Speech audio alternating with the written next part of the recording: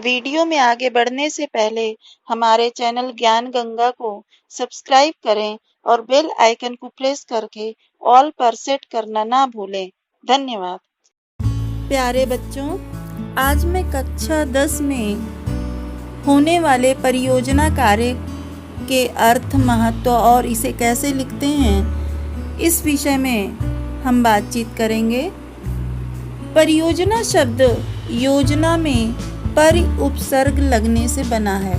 परि का अर्थ है पूर्णता, अर्थात ऐसी योजना जो अपने आप में पूर्ण हो, परियोजना कहलाती है। किसी भी विचार को व्यवस्थित रूप में स्थिर करना या प्रस्तुत करना, इसके लिए प्रोजेक्ट का शब्द आता है। यह एक अंग्रेजी शब्द है जिसका मतलब है प्रकाशित करना। परियोजना किसी समस्या के निदान या किसी विषय के तथ्यों को प्रकाशित करने के लिए तैयार की गई एक पूर्ण योजना होती है। जब हमारे सामने कोई समस्या आती है तो सबसे पहले हम उस समस्या की तह तक जाकर उसके सभी पहलुओं को जानने की कोशिश करते हैं, उसके निदान की सभी संभावनाओं और उपायों का विचार करते हैं। इस तरह हमारे मन में तैयार पूरी विचार योजना एक प्रकार की परियोजना होती है। अब हम बच्चों जानते हैं कि इस परियोजना कार्य को करने के क्या महत्व होते हैं। परियोजना कार्य तैयार करने का अर्थ खेल खेल में सीखना। पीने के पानी की समस्या पर परियोजना तैयार करने को कहा गया तो अलग अलग शहरों में, गांवों में पीने की पानी की समस्या से संबंधित अखबारों में छपे हुए समाचारों को काटकर हम अपनी कॉपी में चिपकाने से पीने के पानी की समस्या का कारण और उसके समाधान के तरीकों से परिचित हो जाते हैं। परियोजना से हमें देश विदेश की जानकारी भी प्राप्त हो सकती है। इससे जिज्ञासा और उस पर विचार प्रकट करने के कौशल का भी विकास होता है, एकाग्रता का विकास होता है, लेखन संबंधी नई नई शैलियों की जानकारी प्राप्त होती है। हम चिंतन करते हैं तथा पूर्व घटना से वर्तमान घटना को जोड़कर देखने की क्षमता का विकास होता है। अतः परियोजना कार्य के लिए निम्नलिखित उद्देश्य या महत्व बताए जा सकते हैं। नंबर 1, हम अपने पूर्व ज्ञान के आधार पर नए नए विषयों के ज्ञान की ओर अग्रसर होते हैं। नए नए विषयों के प्रति चिंतन करने की प्रवृत्ति का विकास होता है। सामान्य खेल खेल में बहुत सारी नई बातों को हम सीख जाते हैं। नए नए तथ्य को संग्रह करने का अभ्यास होता है। अन्य पुस्तकों, पत्र पत्रिकाओं को पढ़ने की रुचि विकसित होती है। लेखन संबंधी नई नई शैलियों का विकास होता है तथा उसका प्रयोग करना भी हम सीखते हैं। इससे खोजी प्रवृत्ति भी बढ़ती है और अर्जित भाषा ज्ञान समृद्ध होता है तथा उसका व्यवहारिक रूप भी हम ग्रहण करते हैं। हम योजनाबद्ध तरीके से अध्ययन के लिए प्रेरित होते हैं। पाठ्य सामग्री से संबंधित बोध में विस्तार होता है। इससे किसी समस्या के मूल कारण तक पहुंचने की प्रवृत्ति का भी विकास होता है। सामग्री जुटाने, उसे व्यवस्थित करने तथा उसे विश्लेषित करने की क्षमता का भी विकास होता है। समस्या का समाधान हेतु संभावित निदान खोज निकालने की क्षमता का भी विकास होता है। हमारा मानसिक विकास बड़ी तेजी से होता है। व्याकरण से हमें कुछ बोलने लिखने का भी शुद्ध ज्ञान प्राप्त होता है।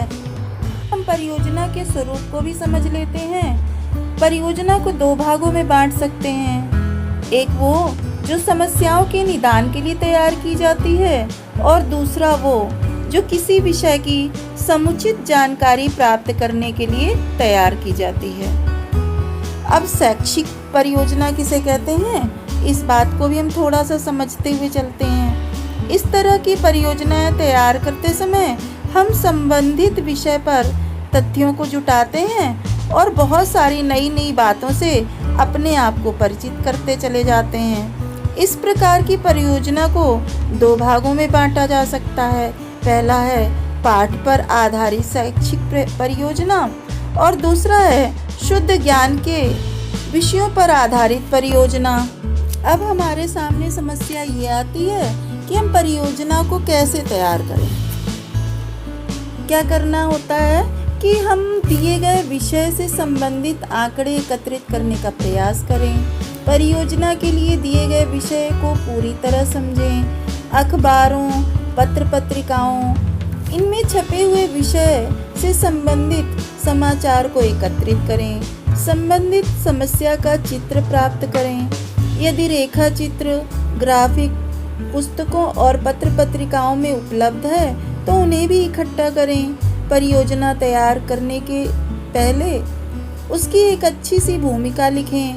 भूमिका के आधार पर परियोजना तैयार करना चाहिए। आंकड़ों के आधार पर समस्या के विभिन्न पहलुओं का एक एक कर अलग अलग उदाहरणों के रूप में शीर्षक के साथ विश्लेषण करें। प्रत्येक पहलू का सटीक वर्णन करें। आंकड़े, रेखाचित्र, ग्राफिक, विज्ञापन जो भी प्रमाण स्वरूप दें, उसके स्रोत यानी आपने कहाँ से प्राप्त किया है उसके बारे में भी अवश्य लिखें। हम जो भी विश्लेषण करें तथ्यों पर आधारित और सटीक होना चाहिए। विश्लेषण करते समय हमें भावना में बिल्कुल भी नहीं बहना चाहिए। प्रमाण स्वरूप किसी की सुनी हुई बात को प्रस्तुत नहीं करना चाहिए। सही स्रोत से मैटर को हमें जुटाना चाहिए और उन्हीं का उल्लेख करना चाहिए। देश के किसी भी जिम्मेदार पद पर बैठे हुए किसी शिक्षक, नेता, मंत्री, प्रधानमंत्री, राष्ट्रपति आदि के कथनों अथवा भाषण का भी हम उल्लेख अपनी परियोजना कार्य में कर सकते हैं। बच्चों, चलिए अब हम आपको बताते हैं कि इस प्रोजेक्ट फाइल या परियोजना कार्य को हम लिखते कैसे हैं। इसके लिए हमें चैनल फाइल या फिर प्रोजेक्ट फाइल की आवश्यकता होती है, जो एक साइड से प्लेन, सादा और दूसरी तरफ से रूलदार होता है। सबसे पहले हम पहले पेज की ओर देखेंगे। पहले पेज में हम सबसे ऊपर अपने स्कूल का नाम मेंशन करते हैं। उसके नीचे हम अपने स्कूल का लोगो भी लगा सकते हैं। विषय में हम हिंदी साहित्य डालेंगे और उप विषय में जो भी हमारा टॉपिक हो, जो भी हमारा शीर्षक हो, जैसे यहाँ पर मैंने एक उदाहरण के रूप में जयशंकर प्रसाद को लिया है। इनके जन्म, मृत्यु, पत्नी और पालन करने वाले व्यक्ति का नाम यहाँ पर हम लोगों ने मेंशन किया है। इसके नीचे जो है पहले पेज पर हम परियोजना शोध निर्देशिका या निदेशक, जो भी आपके शिक्षक या शिक्षिका हो, उनका नाम लिखना है। और दूसरी साइड में आप परियोजना शोधकर्ता या कर्त्री, अगर लड़का हो तो हम उसे कर्ता लिखेंगे और लड़की हो तो हम वहाँ पर कर्त्री शब्द का प्रयोग करेंगे। जैसा कि यहाँ पर एक उदाहरण के रूप में नव्यांश गुप्ता का उदाहरण लिया गया है। नीचे हम छोटे छोटे अक्षरों में लिखेंगे ICSE बोर्ड द्वारा संचालित। ऐसा हम पहले पेज को बनाएंगे, कवर पेज को बनाएंगे। दूसरे पेज पे हम आएंगे जिस पर हम लिखेंगे आभार प्रदर्शन या आभार ज्ञापन। परियोजना कार्य के लिए सबसे पहले हम ईश्वर को धन्यवाद देंगे। दूसरे एक पैराग्राफ में छोटे से पैराग्राफ का ही प्रयोग करेंगे। उसके बाद माता पिता और गुरु को भी धन्यवाद देंगे। आप अपने प्रिंसिपल वगैरह को भी धन्यवाद कर सकते हैं। परियोजना कार्य के लिए जिन लोगों ने हमारी मदद की है, हमारे उसमें इष्ट मित्र भी हो सकते हैं, भाई बहन भी हो सकते हैं, रिलेटिव भी हो सकते हैं, उन सबको भी हम धन्यवाद करेंगे। इसके अलावा पुस्तकालय अध्यक्ष और पुस्तकालय को भी हम धन्यवाद करेंगे, जहाँ से हमें इतनी सारी किताबों की सहायता मिली और पुस्तकालय अध्यक्ष ने हमें वो किताबें उपलब्ध कराई, इसलिए उनका धन्यवाद करना भी आवश्यक है। अंत में क्या करेंगे धन्यवाद ज्ञापन में कि त्रुटियों के लिए क्षमा मांगते हुए सभी का धन्यवाद करेंगे। लेकिन ये सारी हेडिंग्स जो है हम हेडिंग्स के रूप में ना लिख करके एक पैराग्राफ अनुच्छेद के रूप में, छोटे छोटे अनुच्छेद के रूप में अच्छे साहित्यिक भाषा का प्रयोग करते हुए लिखेंगे। इसके अगले पेज पर हम विषय सूची को बनाएंगे, जिसमें हमारे 3 कॉलम होंगे। पहला होगा क्रम संख्या, दूसरा होगा विषय और तीसरा पेज नंबर। क्रम संख्या में हम 1 2 3 4 डालेंगे। विषय में हम जिस पेज पर जो विषय हमने अंकित किया लिखा है उस विषय को यहाँ पर उल्लिखित करेंगे, और पेज नंबर में जिस पेज पर जो मैटर हो, जो विषय हो, उस पेज नंबर का यहाँ पर उल्लेख करेंगे। जैसे हमने जयशंकर प्रसाद का उदाहरण लिया था, तो इनके साहित्यिक योगदान, जन्म, जीवन परिचय, रचनाएं, काव्य रचनाएं, कहानी संग्रह, उपन्यास, नाटक, पुरस्कार, बहुमुखी प्रतिभा के धनी जयशंकर प्रसाद, इनके भाव पक्ष तथा कला पक्ष, भाषा शैली, अलंकार, छंद, छायावाद की स्थापना, इनका निधन आदि विषयों का उल्लेख कर सकते हैं। इसके पश्चात लगभग 400 शब्दों का, जैसा कि बोर्ड के आदेशानुसार 400 शब्द कहा गया है, तो इतने शब्दों के अंदर ही हम अपने मूल विषय को तैयार करेंगे। जैसे यहाँ पर मैंने जयशंकर प्रसाद का उदाहरण लिया है, तो जयशंकर प्रसाद से संबंधित इतने सारे विषयों को हम 400 शब्दों में लिख करके पूरी परियोजना कार्य को एक आकार प्रदान करेंगे। परियोजना कार्य को लिखने के पश्चात इसके अंतिम पेज पर हम संदर्भ ग्रंथ सूची या बिब्लियोग्राफी बनाएंगे, जिसके हम 5 भाग का कॉलम एक बनाएंगे, जिसमें पहला कॉलम रहेगा क्रम संख्या का, दूसरा पुस्तक के नाम का, तीसरा लेखक के नाम का, चौथा प्रकाशन का और 5वां पेज नंबर का। लिखना क्या इसमें, पहले क्रम संख्या में हम 1 2 3 सीरियल नंबर डालेंगे।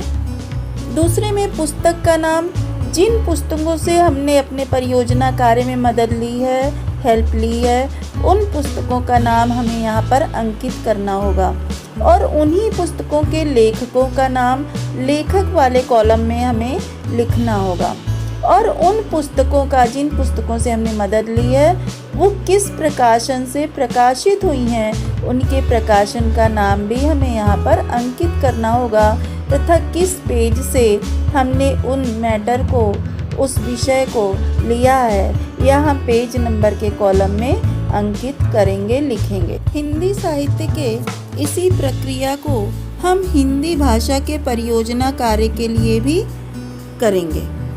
इसमें भी हम सबसे पहले अपने स्कूल का, विद्यालय का नाम लिख सकते हैं। उसके नीचे हम विद्यालय का लोगो भी लगा सकते हैं।